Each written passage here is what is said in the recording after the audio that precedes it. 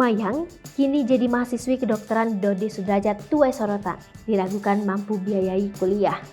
Mayang adik Vanessa Angel jadi mahasiswi kedokteran, Dodi diragukan mampu bayar biaya kuliah.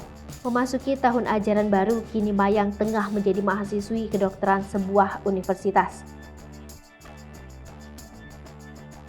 Ucapan selamat pun berdatangan untuk mendukung keputusan Mayang. Hal ini terungkap saat Mayang mendapatkan banyak ucapan selamat karena telah resmi menjadi mahasiswi kedokteran. Ucapan selamat ini diketahui saat salah satu akun Instagram Danu Nyinyir Reborn 999 dalam postingan akun tersebut. Terlihat tangkapan layar beberapa akun yang mengucapkan selamat pada Mayang atas prestasi yang sudah ia raih. Beberapa ucapan tersebut terlihat Tiara Marlin juga mengucapkan selamat. Ucapan selamat yang diberikan kepada Mayang lantaran anak Dodi Sudrajat itu menjadi mahasiswi kedokteran. Menjadi salah satu mahasiswi kedokteran, banyak warganet yang mempertanyakan universitas mana yang ditempuh oleh Mayang. Diketahui sebelumnya, Mayang adik Vanessa Angel ingin mengambil kuliah jurusan ilmu komunikasi.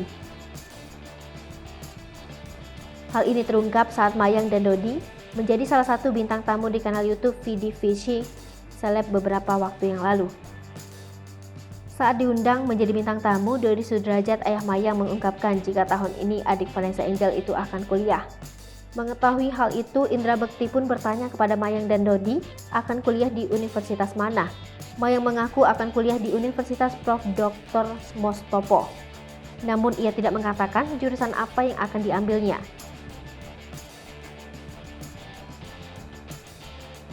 Melihat Mayang tak menyebutkan jurusan, Dodi Sudrajat pun secara tegas mengatakan jika anaknya akan mengambil studi ilmu komunikasi.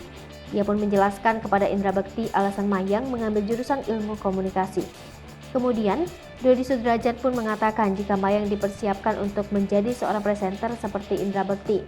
Dodi Sudrajat mempersiapkan Mayang menjadi presenter lantaran melihat Indra Bekti yang hidupnya enak.